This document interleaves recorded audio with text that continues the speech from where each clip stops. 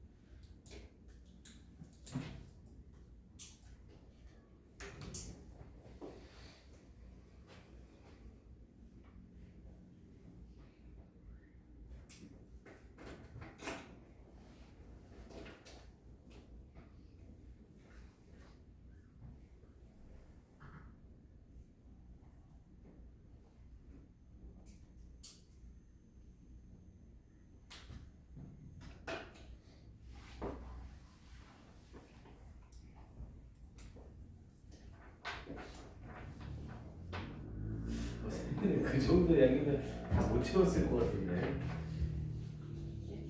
다 못 쓸 것 같아. 아니, 뒤가 더 있으니까 괜찮아요. 자, 정리됐나요? 이제 넘어가도 될까요? 오케이, 다음으로 넘어갑니다. 자, 이제 두 번째 품사로 들어가 볼게요. 솔직히 앞에서 하는 명사, 동사 이쪽 파트는 개념이 여러분들이 좀 웬만큼 잡혀 있어서 정리만 하시면 될 겁니다. 자, 두 번째 품사로 가볼게요. 자, 이제 우리가 다루는 두 번째 품사는 동사입니다. 당연히 이 동사라는 애는 문장에서 무슨 기능을 하는 애고요? 당연히 동사의 기능을 하는 애죠. 동사의 기능, 문장 성분 동사의 기능을 할 수 있는 애는 동사밖에 없었고요. 동사라는 애들은 우리나라 말 서술어의 의미를 나타내죠. 그래서 동사라는 애들은 뭐를 의미하는 거고요? 어떤 행위나 또는 상태를 나타내는 표현이었었죠. 그래서 전부 해석할 때 다의 형태로 끝나는 애였었고요. 자, 근데 우리가 사용하는 영어의 동사, 뭐 중학교 때야 비동사, 조동사, 일반동사라는 쓰잘데기 없는 분류를 하긴 하지만 고등학교 때는 동사를 뭘로 구별할 수 있어야 돼요? 이 동사라는 애들을 자동사와 타동사로 구별을 할 수 있어야 되죠. 자동사와 타동사. 그래서 아까 얘기했듯이 자동사라고 불리워지는 애들은 목적어를 가지고 있지 않은 애들이고 타동사라 불리워지는 애들은 목적어를 가지는 애들이죠. 그럼 당연히 기본적으로 자동사인지 타동사인지를 구별해야 뒤에 목적어를 쓸 건지 안 쓸 건지를 결정할 수 있잖아요. 영어에서 자동사와 타동사를 구별하는 방법이 뭐라고 했고요? 동사 뜻 앞에다 을을 붙여보라고 했죠. 을을 동사하다라고 해석을 했을 때 영어에서 을이라는 건 뭐를 의미하는 거예요? 목적어를 의미하는 거잖아요. 목적어를 직접 넣어서 해석을 했을 때 해석이 자연스럽게 된다. 그럼 무슨 동사가 되는 거고요? 타동사가 되는 거고요. 을을 붙여넣어서 해석을 했을 때 해석이 안 된다. 그럼 무슨 동사가 되는 거고요? 자동사가 되는 거고요. 일단 자동사와 타동사를 구별하는 가장 기본적인 방법은 을을 넣어서 해석을 하는 겁니다. 근데 아까도 얘기했듯이 영어는 라틴계고 우리나라 말은 알타이 계족이기 때문에 이것만 가지고는 100% 자타동사를 구별할 수는 없어요. 왜냐면 타동사 중에 을을이 아니라 에게나 에로 목적어를 받는 애들도 있거든요. 그래서 100%는 아니지만 이 구별법은 95% 정도는 정확하게 맞습니다. 그럼 나머지 5%에 해당하는 애들은 어떻게 해야 돼요? 외우는 수밖에 없어요. 우리나라 말로 해석할 땐 자동사 같지만 타동사인 애들이 있죠. 예를 들면 어떤 애들이 특히 있냐면 reply 같은 애들이요. reply는 응답하다, 대답하다죠. 그럼 뭐뭐를 응답하다, 뭐뭐를 대답하다 말이 되지만 자동사고요. 특히 wait 같은 경우도 그렇죠. 누구누구를 기다리다, 뭐뭐를 기다리다 말이 되지만 자동사로 wait for를 써야 되죠. 그리고 타동사 같아 보이, 자동사 같아 보이지만 타동사인 애들도 있죠. 대표적으로 메리가 그렇잖아요. 결혼하다. 그럼 뭐뭐를 결혼하다, 무엇을 결혼하다 말이 안 되지만 타동사로 I marry her라고 표현을 해야지 I marry with her라고 하면 틀리는 거죠. 이해됩니까? 자, 그럼 이제 이 상태에서 자동사와 타동사를 구별하면서 우리가 주의해야 될 포인트는 영어에서 자동사라는 애들은 일단 뒷부분에 목적어를 필요로 하지 않죠. 당연히 자동사의 종류에 따라서 1형식 자동사, 2형식 자동사를 별도로 구별을 해야 되지만 일단 자동사라는 애들은 뒤에 목적어를 필요로 하지 않기 때문에 당연히 누구를 취할 수 있어요? 뒤에 전치사라는 애를 취할 수 있어요. 우리 전치사라는 품사는 이제 뒤쪽에서 6번째 품사 쪽에서 배울 건데 전치사라는 이 품사를 우리는 뭐라고 부르냐면 영어에서 투명망토라고 불러요. 왜냐면 이 전치사라는 애를 쓰는 순간 전치사 뒷부분이 투명망토가 씌워져서 문장에서 샤라락 사라지거든요. 그래서 이 전치사를 투명망토라고 부릅니다. 그런데 문제는 이 전치사라는 품사는 수줍음이 굉장히 많은 품사예요. 수줍음이 많다 보니까 때려 죽여도 혼자서는 사용이 안 되거든요. 전치사는 문장에서 사용이 될 때 혼자 단독으로 쓰인다 못 쓰인다? 못 쓰여요. 그래서 꼭 옆에 한 명을 꼬셔서 다닙니다. 그래서 전치사가 꼬신 애가 누구예요? 멍청한 목적어죠. 그래서 전치사라는 애 뒤에는 무조건 누가 붙어서 나와야 돼요? 목적어가 붙어서 나와야 돼요. 그럼 봐보세요. 전치사를 쓰는 순간 전치사 뒤에는 무조건 목적어가 붙어야 되죠. 그럼 전치사는 쓰는 순간 최소한 단어 몇 개 이상이 돼? 2개 이상이 될 수밖에 없죠. 그럼 전치사는 쓰는 순간 무조건 뭐를 형성하고요? 전치사, 구를 형성하게 되는 거죠. 이해됩니까? 그렇게 사용되는 전치사구는 전치사가 투명망토기 때문에 문장에서 쓸모가 있다 없다? 없다. 특히 영어에서 아까 명사라 불리워지는 애들은 문장에서 쓰이는 순간 주목보 중에 한 가지 역할을 해야 된다고 했죠. 근데 그 명사라는 애들 앞에 전치사가 붙어버리면 전치사가 투명망토로 뒤에 명사를 어떻게 해요? 같이 잡고 없어진다는 거죠. 이해됩니까? 그래서 영어에서 문장에서 명사를 없앨 수 있는 방법은 명사 앞에 전치사를 붙이는 방법밖에 없어요. 그럼 이 경우 자동사라는 애는 뒤에 목적어를 못 쓰죠. 그래서 자동사 뒤에 목적어를 못 쓰지만 자동사 뒤에 목적어를 쓴 상태에서 전치사를 붙이게 되면 얘는 투명망토가 씌워지면서 문장에서 없는 거나 마찬가지가 되는 거죠. 됐습니까? 그래서 영어에서 자동사는 뒤에 뭐를 붙일 수 있어요? 전치사라는 애를 붙일 수 있어요. 그럼 이 전치사에 걸리는 목적어가 뒤에 형성이 되는 거죠. 그래서 예를 들면 look이라는 이 동사도요. 얘는 뜻이 보다가 아니라 보이다죠. 감각동사잖아요. 우리 감각동사라는 애들은 뭐라고 했어요? 오감을 느끼려고 해서 느끼는 게 아니라 가만히 있는데 오감이 들어오는 거라고 했죠. 눈을 감았다 뜨는 순간 내가 보는 게 아니라 뭔가가 보이는 거라고 했죠. 이걸 감각동사라고 합니다. 그럼 look은 보다가 아니라 보이다죠. 그럼 뭐뭐를 보이다, 무엇을 보이다 말이 안 되죠. 뭐뭐가 보이는 거잖아요. 그럼 얘는 100% 자동사네요. 근데 이 자동사 look 뒤에 목적어를 쓰고 싶은 거예요. 그럼 뒤에 목적어를 쓰면서 이 목적어를 없애야 되죠. 그래서 목적어 앞에 뭘 붙인 거예요? 전치사를 붙인 거죠. 그래서 look at, look for, look after와 같은 구가 형성이 되는 거고요. 이해됩니까? 즉 자동사라는 애들은 뒤에 목적어를 쓰고 싶으면 목적어 앞에 뭘 붙여야 된다? 전치사를 꼭 붙여야 된다. 그래서 자동사를 쓰고 나서 뒤에 전치사를 쓰게 되면 이 전치사에 걸리는 목적어지만 이 자동사와 전치사를 하나의 덩어리로 잡아서 타동사 구로 취급을 해요. 왜냐하면 자동사와 전치사는 뒤에 목적어를 쓸 수 있게 만들어지죠. 그래서 얘를 하나의 뭐라고 부른다고요? 타동사 구라고 부른다고요. 됐습니까? 근데 이 타동사 구의 중요한 포인트는 뭐예요? 목적어의 위치예요. 자동사 플러스 전치사는 무조건 목적어가 어디에 찍혀야 돼요? 전치사 뒤에만 찍혀야 돼요. 왜냐면 당연히 자동사와 전치사 사이에 목적어가 찍히면 자동사가 타동사로 쓰여버리는 게 되잖아요. 이해됩니까? 그런데 이게 이제 누구랑 같이 연계가 되는 거야? 이어 동사랑 같이 연계가 되는 거죠. 우리 이어 동사는 타동사 플러스 부사고 타동사 플러스 부사인 이어 동사는 목적어의 종류에 따라서 뒤에 쓸 때도 있고 가운데 쓸 때도 있거든요. 그걸 구별할 때 주의를 하셔야 돼요. 이해됩니까? 일단 기본 개념 정리를 우리는 먼저 하고요. 자, 그에 반해서 타동사래요. 그럼 타동사라는 애들은 뒤에 목적어가 꼭 있어야 되죠. 뒤에 목적어가 꼭 있어야 되는데 목적어 앞에 선생님이 전치사를 붙이겠대요. 그러면 타동사 뒤에 전치사를 붙이면 뒤에 목적어가 같이 사라지죠. 그러니 타동사 뒤에는 전치사를 붙이면 되는데 절대로 안 돼요. 그런데 붙일 수 있어요. 고등학교 2학년 이후로는 이제 어떤 형태가 등장하기 시작하냐면 타동사 뒤에 전치사를 쓰고 이 전치사가 뒤에 목적어를 하나 달고 사라져요. 그리고 이 뒤에 목적어가 다시 쓰이면 상관없죠. 그럼 얘네는 샥 사라지고 타동사의 목적어는 뒤에 있는 목적어가 되는 거고요. 됐습니까? 이 경우에 언제든지 전치사를 쓸 수 있게 됩니다. 자, 그럼 이렇게 되는 자동사와 타동사의 성질 때문에 일단 자동사라 불리워지는 애들은 문장에서 전치사를 사용을 못하고 목적어도 못 쓰는 애죠. 아니, 전치사는 쓸 수 있고 목적어를 못 쓰는 애죠. 그럼 이 자동사라는 애들은 을로 일단 1차 구별이 가능하잖아요. 그럼 1차 구별이 가능하다 하더라도 한 가지 문제점이 있죠. 그럼 이 자동사 뒤에 보어가 필요하냐 필요 없냐를 구별해야 되잖아요. 그래야 문장을 완벽하게 구성할 수가 있겠죠. 그럼 영어에서 이 자동사를 1형식 자동사와 2형식 자동사로 구별할 수가 있어야겠네요. 자동사라는 애들을 1형식 자동사와 2형식 자동사로 구별하는 방법. 1형식 자동사와 2형식 자동사 어떻게 구별해요? 1형식 자동사랑 2형식 자동사 구별하는 방법. 지금까지 여러분들 어떻게 구별했어요?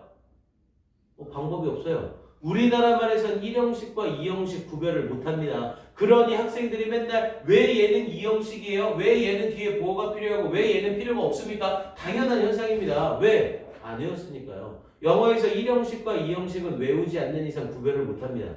이해돼요? 근데 다행히 영어에서 자동사로 사용되는 애들의 종류는 대략 9,000단어 정도가 되고요. 그 9,000개의 단어 중에 이 형식으로 쓰이는 불완전 자동사는 50개밖에 안 돼요. 그럼 여러분들 50개 외울래요? 8,950개 외울래요?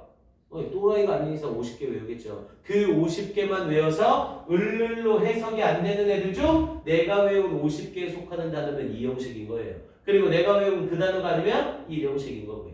됐습니까? 이거밖에 구별법이 없습니다. 한국어에서는 이거 말고는 다른 구별법이 없어요. 그러면 당연히 1형식 동사와 2형식 동사를 구별하기 위해서 2형식 동사 외워야겠죠? 자, 이 2형식 동사 외우는 게 뒤지게 안 외워집니다. 2형식 동사 뒤에 주격 보어를 써야 되는데 이 2형식 동사가 무지하게 안 외워져요. 그래서 선생님이 만든 방법은 주격 보어를 악마로 만들어요. 뒤지게 안 외워지거든요, 이놈이. 그래서 주격 보어라는 악마를 만들어서 좀 유치하죠. 주격 보어라는 이 악마를 만들어서 이 악마를 상자 속에 가둡니다. 이 주격 보어가 세상으로 나오면 세상은 멸망을 해요. 그래서 이 주격 보어가 상자 밖으로 나오는 걸 막기 위해 네 부류의 영웅 동사들이 이 주격 보어를 못 나오도록 이렇게 짓눌 두고 있어요. 이 네 부류의 영웅 동사들이 바로 불완전 자동사입니다. 좀 유치하지만 이렇게 선생님은 이렇게 외웠거든요. 그래서 이 네 가지 부류 중에 첫 번째 동사가 누구예요? 비동사예요. 영어에서 비동사는 존재하다라는 뜻을 제외하고는 싹 다 이 형식으로 쓰입니다. 그래서 대부분의 비동사는 희열 비동사, 대열 비동사를 제외하고는 싹 다 이 형식이라고 생각하시면 돼요. 그래서 비동사는 썼다 하면 희열 비동사, 대열 비동사를 제외하고 몇 형식이다? 이 형식이다. 그리고 대부분 비동사가 희열, 대열 이외에 있다가 아니라 존재하다의 뜻으로 쓰일 땐 1형식일 때가 있어요. 하지만 그 빈도수가 1000번에 한 번 나올까 말까고요. 그러니까 일단 비동사는 쓰는 순간 몇 형식? 2형식 이렇게 기억을 해두셔야 됩니다. 자, 두 번째 영웅동사는 누가 있고요? 상태 유지 동사가 있어요. 당연히 상태 유지 동사는 뜻이 유지되다의 뜻으로 사용이 되는 애죠. 그래서 상태 유지 동사의 대표적인 애들은 누가 있었고요? keep, stay, remain이라는 애들이 있어요. 그래서 얘네들은 유지되다라는 의미로 쓰여서 대표적인 이형식 동사로 사용이 됩니다. 그럼 keep, stay, remain 뒤에는 뭐가 있어야 돼요? 주격 보어가 있어야 되는 거죠. 하지만 얘네들은 이형식으로도 사용이 되지만 동시에 keep은 3형식, 5형식으로도 쓰이고요. stay는 1형식으로도 사용이 돼요. 왜냐면 stay 같은 경우 우리 stay 유지되다보다 무슨 뜻으로 더 많이 알고 있어요?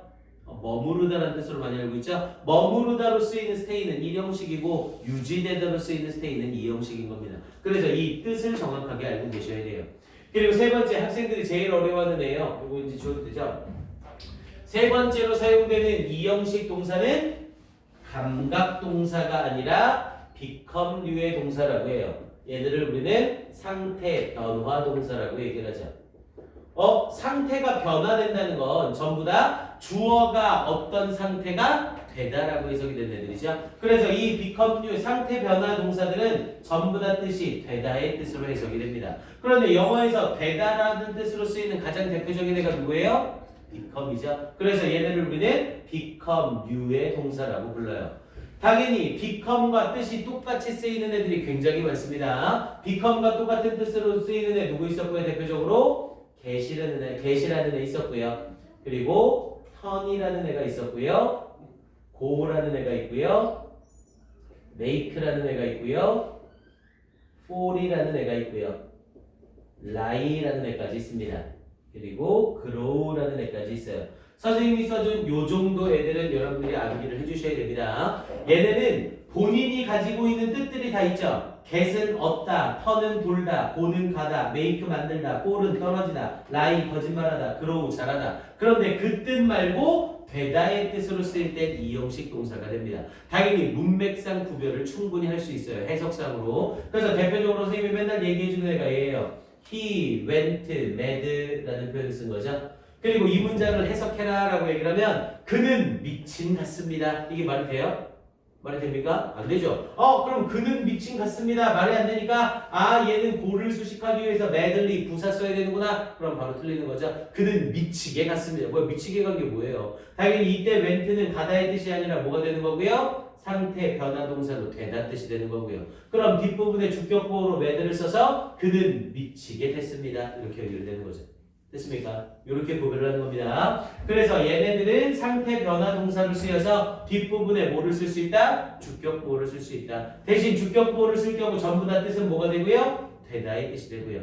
그러면서 영어에서 우리 이 수동태라는 애 들어봤죠? 수동태라는 애들은 만들 때 어떻게 만들어요?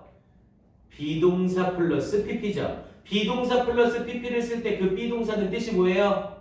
되다의 뜻이죠. 여기에서는 선생님이 비동사를 따로 빼놨지만 비동사 자체에는 상태 변화 뜻도 같이 가지고 있거든요. 그래서 주어가 pp 당한 상태가 되다 이렇게 되는 거잖아요. 그래서 이 비동사 말고 become류의 상태 변화 동사 얘네 뒤에 pp를 쓰면 그 문장은 싹 다 수동태예요. 됐습니까? 비동사를 대신에 become, get, turn, go, make, fall, lie, grow, pp를 쓰면 얘는 싹 다 수동태라고요. 왜냐면 수동태는 대표적인 몇 형식이에요? 수동태는 대표적인 몇 형식이니? 2형식이거든요. 왜냐면 수동태는 주어 쓰고 be 쓰고 pp 쓰는 거잖아요. 비동사 쓰잖아요. 비동사는 몇 형식? 2형식. 그래서 뒤에 있는 pp가 주격보호로 쓰이는 거거든요. 이해됩니까? 이건 외우셔야 됩니다. 이해할 게 눈꼽만큼도 없어요. 그리고 마지막 네 번째가 누가 있었어요? 감각동사라는 애들이 있었죠. 감각동사 아까 얘기했죠? 사람의 오감이 가만히 있는데 들어오는 거예요. 그래서 시각과 연결되는 감각동사 뭐 있었고요? look, seem, appear라는 애들이 있었죠. 얘는 전부 다 보이다라는 뜻으로 쓰이는 애들이었고요. 소리와 연결돼서 sound, listen이라는 애가 있었죠. 듣다, 들리다. 근데 listen은 여기서는 빠져야 돼요. listen 자체는 들리다라는 의미로 쓰이지만 2형식으로 쓰이진 않고 1형식으로 사용이 됩니다. 그래서 listen은 빼줘야 되고요. 그리고 사운드와 함께 촉각을 나타내서 feel, 그리고 냄새를 나타내서 smell, 그리고 맛을 나타내서 taste. 얘네를 우리는 영어에서 감각동사라고 부르는 거죠. 그래서 이 동사들을 여러분들이 외우셔야 됩니다. 몇 개 안 되죠? 이것만 달달달달 외우세요. 얘네를 제외하고 을를로 해석이 안 되면 무슨 동사? 자동사가 되는 겁니다. 예를 들어서 sleep, 자다, 뭐뭐를 자다, 무엇무엇을 자다. 말이 돼야 돼요? 안 되죠? 그래서 자동사예요. 뒤에 아무것도 없어도 상관없는 거죠. live, 살다, 뭐뭐를 살다, 무엇무엇을 살다. 말이 돼야 돼? 안 되죠? 그래서 live는 자동사라 뒤에 아무것도 필요 없는 거고요. 됐습니까? 이 이형식 동사들의 종류를 외워주셔야 됩니다. 자, 그리고 이제 이런 성질에 덧붙여지면서 자, 얘네들은 자동사와 타동사로 구별을 했고 1, 2형식과 3, 4, 5형식을 일단 구별을 한 거죠. 3, 4, 5형식에 대한 자체 구별은 다시 한번 들어갈 거고요. 자, 그럼 이로 인해서 엄청난 특징이 하나씩 생기죠. 어떤 특징이 생겨요? 자동사라 불리워지는 애들은 일단 뒤에 전치사를 쓰는 경우는 제외하고요. 자동사라 불리워지는 애들은 뒤에 뭐가 없는 거예요? 목적어라는 애가 없는 거죠. 그에 반해서 타동사라는 애들은 뒤에 뭐가 있는 거고요? 목적어라는 애가 있는 거죠. 영어에서 목적어가 있느냐 없느냐에 따라서 영향을 받는 문법이 하나 있었죠. 무슨 태였어요? 수동태라는 애였었죠. 수동태라 불리워지는 애는 주어의 입장에서 바라보는 동사가 아니라 목적어의 입장에서 바라보는 동사거든요. 그럼 수동태를 만들기 위해선 당연히 뭐가 존재하고 있어야 돼? 목적어가 존재하고 있어야 목적어에서 바라보는 동사를 만들 수 있겠죠. 그러다 보니까 자동사라 불리워지는 애들은 문장에서 사용이 될 때 어떤 상황에서건 일단 무슨 태를 절대로 못 만들어요? 수동태라는 애 자체를 아예 못 만들어요. 이해됩니까? 자동사는 무슨 태를 못 만든다? 수동태를 못 만듭니다. 왜냐면 뒤에 목적어가 없기 때문에. 하지만 자동사 플러스 전치사로 나올 땐 수동태를 만들 수 있어요. 왜? 자동사 플러스 전치사가 타동사 구가 되면서 목적어를 가지게 되거든요. 됐습니까? 예를 들어서 she looks after him이라고 표현을 하면 그녀는 그를 돌본다라는 표현이잖아요. 그럼 이 문장은 수동태가 돼서 그는 이라고 얘기를 하면서 he is looked after by her 이렇게는 가능해지는 거죠. 이해됩니까? 자동사 자체적으로는 수동태를 못 만들지만 자동사 플러스 전치사는 수동태를 만들 수 있어요. 그에 반해서 타동사라 불리워지는 이놈들은 뒤에 목적어가 있죠. 그러다 보니까 타동사 뒤에 목적어가 있느냐 없느냐에 따라서 타동사를 능동이냐 수동이냐로 구별할 수 있는 기능이 하나가 생겨요. 왜? 타동사는 뒤에 목적어가 무조건 필요한 애잖아요. 그래서 타동사를 썼는데 뒤에 목적어가 살아있다? 그럼 이 타동사는 무슨 태의 형태로 쓰이는 거예요? 능동태의 모습으로 쓰이고 있는 거예요. 그런데 타동사를 썼어요. 아니 타동사는 뒤에 목적어가 있어야만 동사가 되는 애잖아요. 근데 타동사 뒤에 목적어가 없대요. 타동사 뒤에 목적어가 없는 경우는 딱 두 가지예요. 하나는 앞쪽에 뭐가 있을 때? 목적격 관계대명사가 있을 때. 앞에 목적격 관계대명사가 있을 때에는 주어를 쓰고 나서 그 뒷부분에 타동사가 뭐의 형태로? 능동태의 형태로 사용이 가능해요. 그럼에도 불구하고 타동사에 걸리는 목적어는 없는 거죠. 이해됩니까? 왜냐면 영어에서 목적격 관계대명사는 뒤에 있는 문장의 목적어 기능을 앞으로 끌어와서 해주고 있는 거거든요. 됐습니까? 그런데 두 번째로 목적격 관계대명사가 없는 상태라면 주어를 쓰고 타동사를 썼는데 뒤에 부분에 목적어가 사라질 수가 있어요. 당연히 이 타동사를 무슨 태로 썼을 때? 수동태로 썼을 때. 당연히 타동사를 수동태로 바꾼다는 건 아까 얘기했듯이 수동태는 누구의 입장에서 바라보는 동사요? 목적어의 입장에서 바라보는 동사요. 그럼 당연히 동사라는 걸 바라보기 위해선 주어 자리에 나가야 되니까 타동사에 있는 목적어가 어디로 나가야 돼요? 무조건 주어 자리로 나가야 되는 거죠. 그럼 이 타동사는 무조건 뭐의 모습을 띠게 되고요? BPP의 모습을 띠게 되는 거고요. 됐습니까? 이 성질을 이용해서 자동사다. 그럼 자동사는 수동태를 못 만들기 때문에 ED의 형태가 나오면 100% 동사 기능을 하고 있는 거고 타동사다. 근데 타동사 뒤에 목적어가 있으면 이 타동사는 능동의 형태 역할을 하는 거고 타동사를 썼는데 뒤에 목적어가 없으면 타동사의 모습은 무조건 PP여야 한다고요. 됐습니까? 선생님 근데 B라는 말은 왜 갑자기 빼셨습니까? BPP는 동사의 기능을 하는 수동태고 동사 기능 없이 수식의 기능을 하는 수동태도 있거든요. 그 경우는 B동사가 없이 PP가 단독으로 쓰일 수 있고요. 됐습니까? 여기까지 이해됐어요? 여기? 잠깐만요.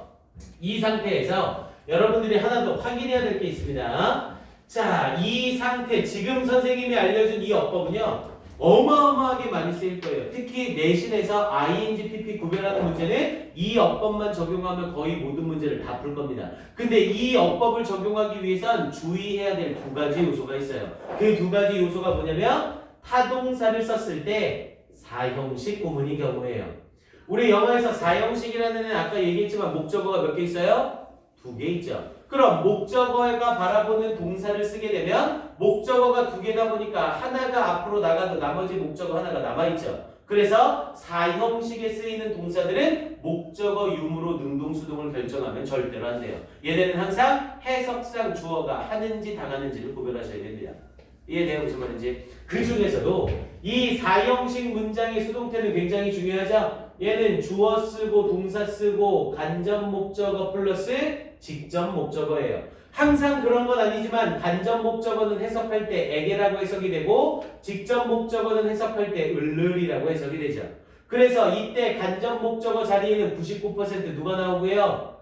사람이 나오고 99% 누가 직접 목적어 자리에 나와요? 사물이 나오죠. 항상은 아니에요. 나는 내 책가방에게 책을 주었습니다. 이런 표현이 가능합니다. 왜냐면 책가방 속에 책을 넣는 표현을 그렇게 바꿔 쓸 수 있거든요. 하지만 대부분은 에게는 사람, 을르는 사물 이렇게 연결되는 거죠. 근데 뒤에 해석이 에게, 을르이 되다 보니까 사형식에 쓰이는 이 동사들은 전부 무슨 의미가 돼버려요? 이 간접 목적어에게 직접 목적어를 주다라고 해석이 되는 거죠. 그래서 사형식에 쓰이는 동사를 우리는 유식한 말로 뭐라고 불러서 수여동사라고 부른 거죠. 뭔가를 주는 의미를 가지는 동사라고요. 그래서 사형식에 쓰이는 동사 make는 만들다가 아니라 만들어주다. 사형식에 쓰이는 cook은 요리하다가 아니라 요리해 주다. 사형식에 쓰이는 buy는 사다가 아니라 사주다. 전부 이렇게 해석이 되는 거죠. 근데 보세요. 그럼 이 상태에서 목적어가 2개인데 간접 목적어를 주어로 취하면서 수동태를 만든다고 생각을 해봅시다. 그럼 간접 목적어가 주어로 나오면서 수동태가 됐지만 뒤에 여전히 누가 살아있어요? 직접 목적어는 여전히 살아있죠. 그래서 사형식 동사는 목적어 유무를 보고 능동수동을 결정하면 안 된다고요. 됐습니까? 그리고 여기에 덧붙여서 직접 목적어를 주어로 취하는 수동태를 만들게 되면 우리 직접 목적어를 주어로 취하면서 간접 목적어가 나오게 될 때에는 간접 목적어를 뒤에 바로 쓰지 못하죠? 무조건 앞에 뭘 붙여줘야 돼요? 전치사를 꼭 붙여줘야 돼요. 그래서 직접 목적어가 주어로 나오는 문장의 수동태는 뒤에 목적어의 유무로 능동수동을 충분히 구별할 수 있습니다. 이해됩니까? 여기까지? 자, 그리고 이제 이 상태에서 사형식에서 간접 목적어가 주어 자리에 나오게 되면 해석이 어떻게 돼요? 해석이 거꾸로 바뀌어요. 사형식의 수동태에서 간접 목적어가 주어로 나오는 수동태는 뜻이 수동의 의미가 되는 게 아니라 뜻이 거꾸로 바뀐다고요. 이해됩니까? 그래서 대표적으로 아이의 이 어법 때문에 선생님이 얘네는 어떻게 외우라고 하냐면 문장의 주어 자리에 사람이 나와요. 사람이 나온다는 건 간접 목적어를 주어로 쓰는 거죠. 그래서 문장의 주어 자리에 사람이 나오면서 비동사를 쓰고 기분을 썼다. 비동사를 쓰고 토트를 썼다. 비동사를 쓰고 sent를 썼다. 비동사를 쓰고 offered를 썼다. 비동사를 쓰고 나서 asked를 썼다. 이렇게 연결이 되면 얘네는 의미상으로 전부 다 줌을 당하다, 가르침을 당하다, 보내어지다 이렇게 해석되는 게 아니라 해석이 거꾸로 바뀐다고요. 그리고 얘네는 간접 목적어가 주어로 나온 사형식이라 뒤에 여전히 누가 살아있어요? 직접 목적어가 여전히 살아있다고요. 이해됩니까? 자, 하나만 예로 들어서 볼게요. I gave her a book 이라고 해봅시다. 그럼 이 문장은 나는 줬습니다. 그녀에게 책 한 권을 이렇게 연결되는 거죠. 그럼 이 상태에서 her가 주어로 나오면서 문장을 만들어 보세요. 그럼 she was given a book by me 이렇게 수동태가 만들어지겠죠. 일단 by me는 전치사구니까 없는 거나 마찬가지죠. 그리고 문장을 봤더니 그녀는 was given 주어졌습니다. 책을 해석이 안 되죠. 여기에서의 어북은 목적어가 되면서 was given은 주다의 해석이 아니라 뭐가 돼야 돼요? 받다의 해석이 돼야 되는 거죠. 내가 그녀에게 책을 준 거니까 그녀의 입장에선 책을 나에 의해 받은 게 되는 거라고요. 그래서 이때 be given은 뜻이 뭐가 돼요? 주다가 아니라 받다. be taught 는 그럼 가르치다가 아니라 뭐가 돼요? 교육받다. 그리고 be sent는 보내다가 아니라 뭐가 되고요? 얘도 받다가 되고요. offered는 제공하다가 아니라 뭐가 되고요? 제공받다가 되는 거고요. ask는 묻다가 아니라 뭐가 되고요? 질문 받다가 되는 거고요. 하나 더 told까지 해야겠네요. told가 나오면 얘는 말하다가 아니라 뭐가 되는 거고요? 듣다로 뜻이 거꾸로 바뀌는 거고요. 됐습니까? 요 놈들을 주의하셔야 됩니다. 그리고 얘와 함께 이제 하나만 더 주의하시면 자동사, 타동사의 ing, pp 구별은 이걸로 다 끝나는 겁니다. 여기에 덧붙여서 하나 더 주의해야 될 건 공간이 조금 부족하네. 일단 여기까지 먼저 필기하고 나서 선생님이 뒤에 마무리 해줄게요. 오케이, 여기까지 먼저 필기해 줍시다. 와, 이게 어쩔 수 없어요. 이 부분에 대한 정리가 다 돼야 문장 보면서 여러분들이 이제 이해가 되기 시작할 겁니다. 특히 전치사, 접속사 이쪽 부분까지 해서 탈품사 정리만 되면 문장이 끊어져서 보이기 시작할 거예요. 물론 다 외워야 된다는 조건이 있긴 하지만